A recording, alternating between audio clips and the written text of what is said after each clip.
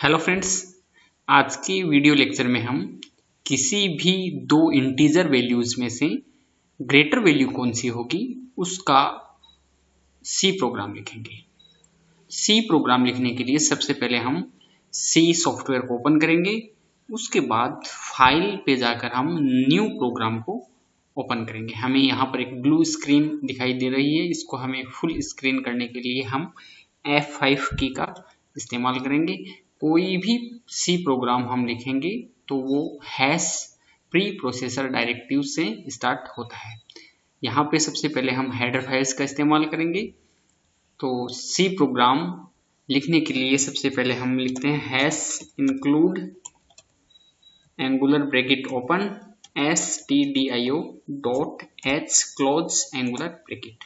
यहाँ पर stdio एक स्टैंडर्ड इनपुट आउटपुट एवं डॉट h इंडिकेट करता है कि stdio एक standard input output header file है एवं हैश यहाँ पर एक प्री प्रोसेसर डायरेक्टिव्स है जो कि standard input output header file को इंक्लूड करता है। उसके बाद में हम hash include angular bracket open conio dot h close angular bracket. यहाँ conio dot h, conio means console input output एवं डॉट h इंगित करता है कि यह एक हेडर फाइल है एवं हैश जो कि प्री प्रोसेसर डायरेक्टिव्स है वो conio dot h header file को हमारे प्रोग्राम में इंक्लूड करता है। यहाँ पर दो हेडर फाइल्स का हम यूज करेंगे, स्टैंडर्ड इनपुट आउटपुट एवं console input output header files. इन हेडर फाइल्स के अलग अलग फंक्शंस हैं, अलग अलग इनके उपयोग हैं। हम देखेंगे कि कौन सी हेडर फाइल को हम कहाँ पर उपयोग में लेते हैं इस पे प्रोग्राम को लिखते समय। यहाँ पर हमें दो इंटीजर वैल्यूज में से ग्रेटर वैल्यू को फाइंड आउट करना है। तो हमें हमारा प्रोग्राम इंट मैन फंक्शन से स्टार्ट होगा कि कोई भी फंक्शन को आइडेंटिफाई करने के लिए हम देखते हैं कि ओपन एवं क्लोज ब्रैकेट का इस्तेमाल होता है। तो यहाँ मैन एक फंक्शन है एवं ये फंक्शन कर्ली ब्रेसेस से स्टार्ट होता है एवं कर्ली ब्रेसेस से ही ये फंक्शन एंड होगा। हम देख रहे हैं कि इस प्रोग्राम को लिखने से पहले, इससे पूर्व हमने कोई भी प्रोग्राम रन करवाया होगा तो उसके आउटपुट स्क्रीन पे जो भी वैल्यूज हैं अगर हम उनको इरेज करना चाहते हैं, उनको हटाना चाहते हैं तो हम क्लियर क्लियर स्क्रीन फंक्शन का हम इस्तेमाल करते हैं। Clear screen function conio dot h header file का फंक्शन है। इसके बाद में हम सेमीकोलन का इस्तेमाल करते हैं। जिस प्रकार इंग्लिश लैंग्वेज में किसी भी सेंटेंस को कंप्लीट करने के लिए या फिर टर्मिनेट करने के लिए हम फुल स्टॉप का इस्तेमाल करते हैं, उसी प्रकार सी लैंग्वेज में कोई भी स्टेटमेंट को अगर हम टर्मिनेट करेंगे तो उसको हम सेमीकोलन का इस्तेमाल करते हैं। तो यहाँ पर क्लियर स्क्रीन एक फंक्शन है जो कि console input output header file का फंक्शन है। इसका काम प्रीवियस आउटपुट स्क्रीन पर जो भी आउटपुट था उसको क्लियर करने का काम है। अब हम यहाँ पे दो इंटीजर वेरिएबल्स लेते हैं a एवं b। a और b हमारे दो इंटीजर वेरिएबल्स हैं। सेमीकोलन का हम यूज करेंगे स्टेटमेंट को टर्मिनेट करने के लिए। यहाँ a और b दो इंटीजर वेरिएबल्स हैं। इसके बाद में हम printf open bracket printf bracket open double quote enter two different values numbers. कोई भी हम दो अलग अलग नंबर्स को एंटर करेंगे। /n is used for new line. Close करेंगे हम कॉलन डबल कोट को, उसके बाद में bracket close and semicolon is used for termination of the statement. यहाँ पर printf एक standard input output header file का फंक्शन है जो कि आउटपुट स्क्रीन पे हमें दिखाएगा कि एंटर टू डिफरेंट नंबर्स, जो भी डबल कोट में लिखा होगा वो हमें आउटपुट स्क्रीन पे शो होगा। तो ये हमें वो कह रहा है कि एंटर टू डिफरेंट वैल्यूज, तो हमें दो कोई भी अलग अलग वैल्यूज को हमें एंटर करवाना है। तो इनपुट के लिए हम स्कैनफ फंक्शन का इस्तेमाल करेंगे, open bracket double quote percentile d, दो बार हम परसेंटाइल डी यूज में लेंगे बिकॉज पहला परसेंटाइल डी ए के लिए, दूसरा परसेंटाइल डी हम बी के लिए। उसके बाद में double quote then comma %a and %b। %a और %b यहाँ पर ये a और b की वैल्यूज को इनपुट के लिए इस्तेमाल होता है। यहाँ a एड्रेस पे जो भी वैल्यू होगी उसको इंगित करता है %a एवं b एड्रेस पे जो भी वैल्यू होगी उसको %b इंडिकेट करता है। अब हमारे पास दो इंटीजर वेरिएबल्स हैं a एवं b। हमें फाइंड आउट करना है कि कौन सा इंटीजर वैल्यू ग्रेटर है। अगर a बड़ा है तो हमें आउटपुट आना चाहिए a इज ग्रेटर, अगर b बड़ा है तो b इज ग्रेटर, या फिर तीसरा केस हमारे पास ये हो सकता है कि a और b दोनों इक्वल हैं, तो हमें आउटपुट स्क्रीन पर आउटपुट शो होना चाहिए कि बोथ वैल्यूज आर इक्वल। तो सबसे पहले हम इफ फंक्शन इस्तेमाल करेंगे, if a is greater than b। अगर a b से बड़ा है, यहाँ ये ग्रेटर देन ऑपरेटर है, a और b दो ऑपरेंड हैं, दो वेरिएबल्स हैं, एवं बीच में जो हमने ग्रेटर देन साइन लगाया है ये एक ऑपरेटर है। यहाँ ये फंक्शन बता रहा है अगर a b से बड़ा है तो हम प्रिंट करवाएंगे printf open bracket percentile D is greater /n for new line. अब वैल्यू ग्रेटर कौन सी है, if a is greater than b, तो यहाँ पे अगर ऐसी कंडीशन है तो हमारी वैल्यू a प्रिंट होगी। यहाँ percentile d is used for a semicolon, इसके बाद में हम close braces. First condition if a is greater than b, second condition हमारे पास हो सकती है else if b is greater than a। दूसरी कंडीशन हमारे पास ये भी हो सकती है अगर b a से बड़ा है तो हम प्रिंट करवाएंगे percentile d is greater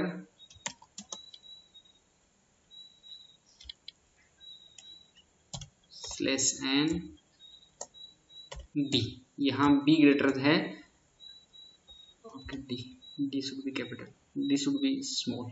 printf percentile d is greater than percentile /n b। यहाँ अगर b बड़ा है a से तो हम आउटपुट b को लेंगे, then semicolon is used for termination, close curly braces. तीसरी कंडीशन हमारे पास हो सकती है else both are equal, printf both numbers are equal।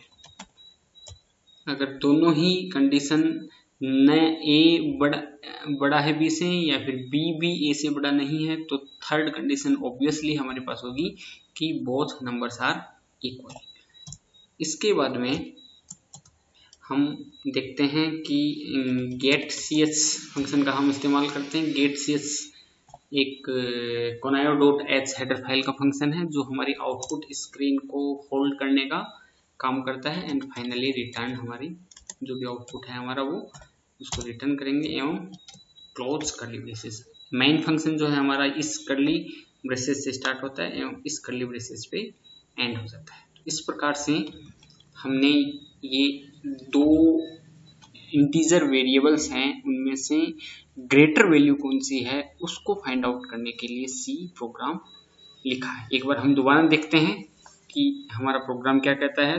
hash include stdio.h, then hash include conio.h। Standard input output एवं console input output दोनों header files हैं जिनको प्री प्रोसेसर डायरेक्टिव्स है वो इंक्लूड करता है। मेन हमने एक फंक्शन लिया है जो इंटीजर टाइप को रिटर्न करेगा। मेन फंक्शन इस कर्ली ब्रेसेस से स्टार्ट होता है एवं फाइनल लास्ट कर्ली ब्रेसेस पे एंड होता है। क्लियर स्क्रीन एक कोनायो हेडर फाइल का फंक्शन है जो कि प्रीवियस आउटपुट स्क्रीन से रिमूव करने के लिए या फिर इरेज करने के लिए काम में लिया जाता है। दो हम इंटीजर वेरिएबल्स लेंगे a और b। आउटपुट स्क्रीन पे हम शो कराएंगे कि enter two different numbers. Input लेंगे हम दो a और b, कोई भी हम दो इनपुट ले सकते हैं, कोई भी वैल्यू इनपुट ले सकते हैं। अब हमारे पास तीन कंडीशंस हैं। If a is greater than b, then a is greater, else b is greater than a, then b is greater, else printf both numbers are equal। अगर a बड़ा है तो greater value is a, b बड़ा है तो greater value is b। अगर दोनों ही condition satisfy नहीं हो रही है तो हमारा कंट्रोल डायरेक्टली इस else पे आएगा एवं प्रिंट होगा both values are equal, both numbers are equal. उसके बाद में हम गेट cs फंक्शन का इस्तेमाल करते हैं। गेट cs फंक्शन हमारी console input output header file का फंक्शन है जो कि आउटपुट स्क्रीन को होल्ड करने के लिए उपयोग में लिया जाता है। ये फाइनली हम रिटर्न करेंगे हमारी वैल्यू को। इस प्रकार से हमने कोई भी दो इंटीजर वेरिएबल्स में से ग्रेटर वैल्यू को फाइंड आउट करने के लिए सी प्रोग्राम लिखा है। अब हमने जो भी प्रोग्राम लिखा है ये हाई लेवल लैंग्वेज में लिखा हुआ है। चूंकि कंप्यूटर केवल मशीन लेवल लैंग्वेज को समझता है इसीलिए हम कंपाइलर का इस्तेमाल करते हैं। कंपाइलर हाई लेवल लैंग्वेज को मशीन लैंग्वेज में कन्वर्ट करने का कार्य करता है। तो हम हमारे प्रोग्राम को कंपाइल करेंगे। कंपाइल करने के बाद में हमें पता लगेगा कि हमारे प्रोग्राम में कोई एरर है कि नहीं है या फिर कोई वार्निंग है या फिर नहीं है। अगर वार्निंग होगी तो हमें हमारे प्रोग्राम को रेक्टिफाई करना होगा। अगर किसी भी प्रकार की वार्निंग या फिर एरर नहीं है तो हम अपने प्रोग्राम को रन करेंगे। रन करने के बाद में हम देखेंगे कि कोई भी दो वेरिएबल्स लेंगे a और b और आउटपुट हम देखेंगे कि क्या हमारा प्रोग्राम सही कार्य कर रहा है या फिर नहीं कर रहा है। तो इसी क्रम में हम देखेंगे। सबसे पहले हमारे प्रोग्राम को कंपाइल करेंगे। कंपाइल करने के लिए हम Alt+F9 की का इस्तेमाल भी कर सकते हैं। हमने कंपाइल किया, there is no warning and there is no error. कोई भी प्रकार की एरर भी नहीं है, कोई भी वार्निंग नहीं है हमारे पास। हमारा प्रोग्राम सक्सेसफुली कंपाइल हो गया है। अब हम कोई भी की प्रेस कर सकते हैं, प्रेस एनी की। कंपाइल करने के बाद में हम हमारे प्रोग्राम को रन करेंगे। रन करने के लिए Ctrl+F9 की का हम इस्तेमाल कर सकते हैं। आउटपुट स्क्रीन पे हम देख रहे हैं enter two different numbers. Let say हमने 67 नंबर और सेकंड नंबर हमने 98। सो यहाँ A की वैल्यू 67 है, B की वैल्यू 98 है। दो नंबर हमने एंटर किए हैं। हमें ग्रेटर नंबर फाइंड आउट करना है। अगर हमारा आउटपुट 98 आता है तो हमारा प्रोग्राम सही है, अदरवाइज कोई भी लॉजिकल एरर हमारे प्रोग्राम में है तो हम उसको सही करेंगे। तो हम आउटपुट फाइंड आउट करने के लिए हम एंटर प्रेस करते हैं। 98 इज ग्रेटर, बिल्कुल यही ऑब्वियस आंसर है इसका मतलब हमारा प्रोग्राम ऑलमोस्ट सही है। सेकंड हम इसको टेस्ट करने के लिए दोबारा हम इसको रन करते हैं। रन करने के लिए फिर Ctrl+F9 का इस्तेमाल कर सकते हैं। अब हम A की वैल्यू ग्रेटर लेंगे। A मान लीजिए 75 है, B की वैल्यू 34 है। तो अब ग्रेटर वैल्यू 75 एवं 34 में से 75 है। आंसर हमारा 75 आना चाहिए। Let's check. 75 is greater, it's working fine. Third case हम लेते हैं। दोबारा हम रन करेंगे प्रोग्राम को। Ctrl+F9 भी इस्तेमाल कर सकते हैं। Let's say A is equal to 54, B is also equal to 54। अब यहाँ ए बड़ा नहीं है बी से एवं बी भी ए से बड़ा नहीं है, दोनों कंडीशंस यहाँ पे अलग अलग हैं, तो हम थर्ड कंडीशन यहाँ पे फुलफिल होगी कि both A and B are equal. अब हम देखते हैं अगर दोनों इक्वल आएगा तो हमारा प्रोग्राम ठीक है, अदरवाइज कोई एरर हमारे प्रोग्राम में है। तो एंटर प्रेस करते हैं, both numbers are equal, it means our program is working very nicely. तो इस प्रकार हमने कोई भी दो इंटीजर वेरिएबल्स से बड़ा वेरिएबल कौन है, बड़ा इंटीजर वैल्यू कौन सी है, उसको फाइंड आउट करने के लिए ये सिंपल सा सी प्रोग्राम लिखा है। अब हम देख रहे हैं सी प्रोग्राम को सेव करने के लिए हम F2 की इस्तेमाल कर सकते हैं। F2 की हम इस्तेमाल किए तो हम यहाँ देख रहे हैं सेव फाइल एज, फाइल का हमें नाम देना है, तो हम यहाँ दे रहे हैं GREA greater than dot CPP, जो ग्रेटर देन डॉट CPP हमारी फाइल का नाम है।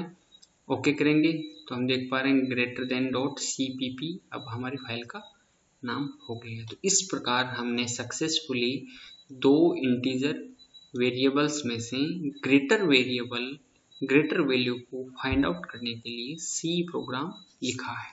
उम्मीद है आप लोगों को समझ में आया होगा। Thank you so much.